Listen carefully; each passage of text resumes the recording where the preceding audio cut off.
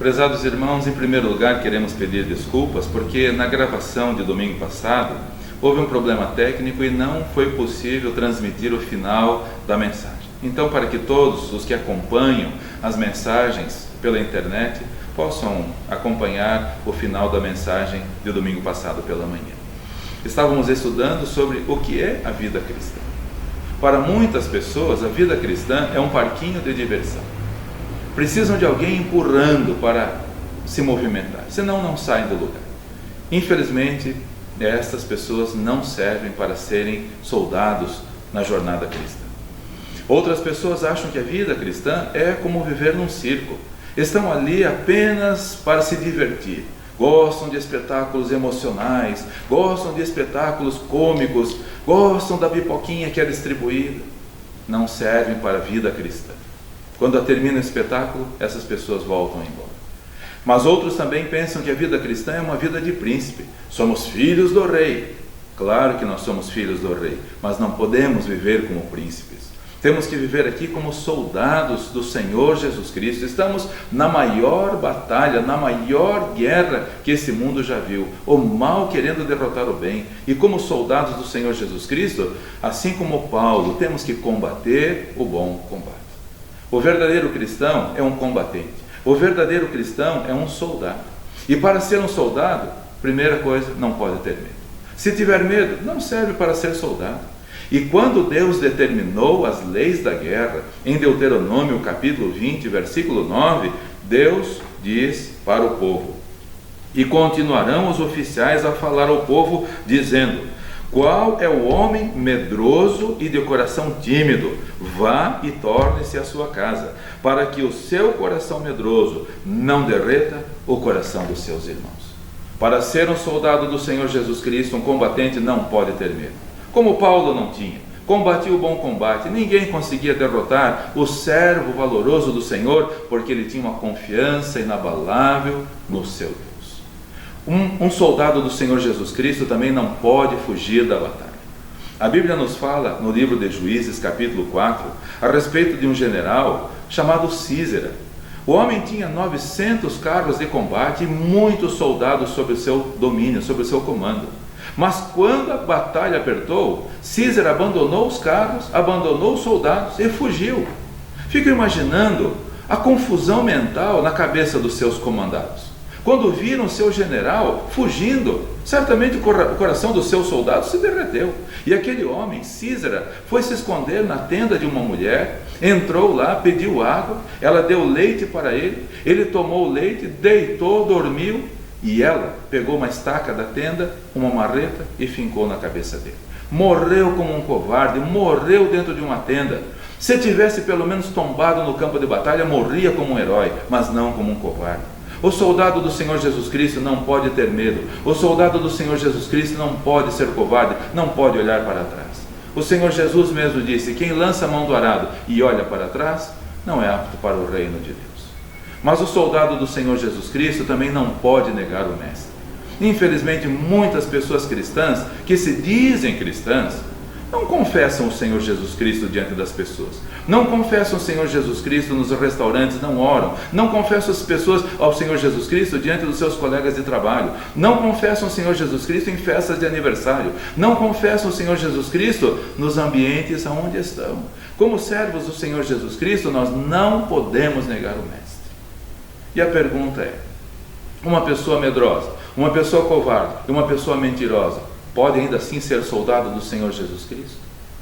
Deus é tão misericordioso, o Senhor Jesus é tão bondoso, que mesmo que uma pessoa tenha medo, mesmo que uma pessoa fuja da batalha, mesmo que uma pessoa o negue, ainda assim Ele ama essa pessoa e quer a restauração desta pessoa. Encontramos isso na vida de Pedro. Pedro, quando o Senhor Jesus estava sendo preso no jardim do Getsêmani, ele ficou com medo. Ele fugiu e depois ainda negou o Senhor Jesus Cristo. Aí vem a importância de termos a palavra de Deus em nosso coração. Vem a importância da palavra de Deus guardada no nosso coração. Pedro, quando negou o Mestre pela terceira vez, lembrou-se das palavras do Senhor Jesus Cristo. Pedro, antes que o galo cante 3 vezes você vai me negar. Guarde a palavra do Senhor Jesus no seu coração, porque nos momentos de dificuldades você vai se lembrar dela. E escondi a tua palavra no meu coração para eu não pecar contra ti, diz o Salmo 119.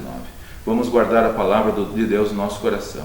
Pedro se lembrou do que o Senhor Jesus falou, olhou para o mestre, e o mestre que estava lá no pátio de Pilatos sendo julgado, olhou para Pedro, e Pedro saiu dali e chorou amargamente. Deixou de ser covarde, deixou de ser medroso, deixou de ser mentiroso e se tornou um valoroso servo do Senhor. Deus quer pessoas assim. Lembro de ter lido na minha adolescência um livro chamado Uma Ponte Longe Demais, da extinta editora Gebel-X, editora do Exército. Um livro que contava a expedição, ou operação Mercado Jardim, que os aliados fizeram para tentar derrotar a Alemanha nazista. Uma divisão de paraquedistas foi lançada lá na divisa com a Alemanha, para tomar uma ponte, para que os exércitos que vinham por terra chegassem lá e pudessem passar para a Alemanha. Aqueles soldados foram lançados em Arnhem, e não sabiam que lá havia uma divisão Panzer alemã, uma divisão blindada. E quando os soldados foram lançados dos paraquedas, eles começaram a ser metralhados no ar. Muitos não chegaram nem vivos em terra. Os que chegaram vivos em terra tomaram a cabeceira da ponte e ficaram ali defendendo aquela cabeceira da ponte. Os exércitos de terra não conseguiam chegar a tempo, e lá na frente aqueles valorosos soldados ingleses não tinham mais o que comer, não tinham mais munição, mas defenderam aquela cabeça de ponte. Quando terminou a guerra, os nazistas reconheceram: nós nunca vimos combatentes tão valorosos como esses ingleses. O que o inimigo está olhando e vendo em nós? Ele está vendo coragem? Combati o bom combate, como o apóstolo Paulo? Podemos dizer assim também? Ou o inimigo está encontrando facilidade para avançar? Muitas vezes o inimigo acho que fica até confuso de ver tanta facilidade, porque encontra gente de parquinho de diversão, encontra gente de circo, e encontra príncipes que não têm coragem para enfrentar as lutas e os desafios. Sejamos valorosos combatentes do Senhor Jesus Cristo. Aqui perto de nós, na cidade da Lapa, aconteceu o chamado Cerco da Lapa. Ali, o general Carneiro defendeu a pátria brasileira, com poucos soldados, com pouca munição. Ele conseguiu segurar o avanço dos maragatos, Gumercindo Saraiva e os seus capangas que vinham avançando para derrubar o governo do Brasil. E eram sanguinários. Eles, os maragatos, para economizar munição, degolavam os soldados. O general Carneiro incentivava os seus soldados a ficarem firmes, e ele dizia: nós soldados não temos direitos, nós temos deveres, nós temos que queimar o último cartucho e morrer. E não era só discurso, ele deu a vida pela pátria também. Um soldado foi ferido na praça, ele foi lá buscar o soldado e ele também foi ferido. Por 2 dias ele agonizou. Quem vai à cidade da Lapa encontra a cama onde o general Carneiro morreu. Enquanto ele agonizava por 2 dias, ele incentivava os seus soldados: não capitulem, não voltem atrás, não deixem de lutar. Morreu, deu a vida pela pátria, incentivando os soldados. Combati o bom combate, acabei a carreira, guardei a fé. Quando nós vemos tantas pessoas de jardim de infância nos templos, não são combatentes. Quando vemos tantos ambientes religiosos que deveriam ser igrejas e são plenos circos, não servem para serem ambientes cristãos. Quando vemos tantos príncipes achando que a vida cristã é um castelo, não servem para ser cristãos, não servem para ser combatentes. Porque as lutas vêm, os desafios vêm. E quando as pessoas são criadas com a facilidade que estão sendo criadas hoje, quando enfrentam um desafio, renunciam à vida cristã imediatamente.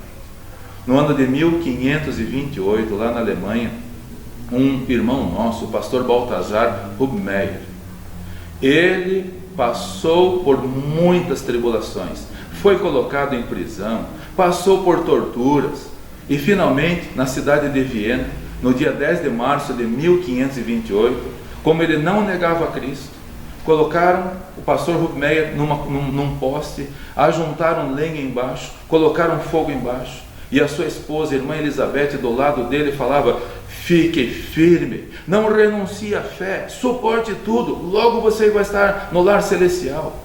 Quantas mulheres fariam isso hoje? Quantas estariam histéricas? Criancinhas do parquinho infantil estariam histéricas ali do lado. Espectadores dos espetáculos circenses estariam histéricos ali do lado. Príncipes estariam histéricos ali do lado. Mas ela era uma combatente. Ela incentivava o seu marido: não renuncie à sua fé, aguente, suporte as queimaduras, aguente. E ele morreu no dia 10 de março de 1528. Apenas 3 dias depois, penduraram uma pedra no pescoço dela e a lançaram no rio Danúbio. Morreu afogada por amor a Cristo. Estão no céu hoje, juntamente com Paulo, que combateu o bom combate. Estaremos nós lá também? Se nós combatermos o bom combate, guardarmos a carreira, guardarmos a fé, acabaremos a carreira com vitórias para a glória do Senhor. Não para a nossa glória, mas para a glória do Senhor. Que Deus abençoe a sua igreja e todos os que ouvem a mensagem, para que não sejamos participantes de parquinho de diversão. Vida cristã não é isso. Para que não sejamos espectadores de espetáculos circenses. Vida cristã não foi, não é e não pode ser isso. Para que não sejamos também príncipes que não têm coragem de enfrentar os desafios e as batalhas, já que acham que todo mundo está sob o domínio deles, o comando deles, as ordens deles. Não, nós somos soldados do Senhor Jesus Cristo. Ele é o nosso comandante. E Ele mesmo falou: no mundo vocês terão tribulações, mas tende bom ânimo, eu venci o mundo.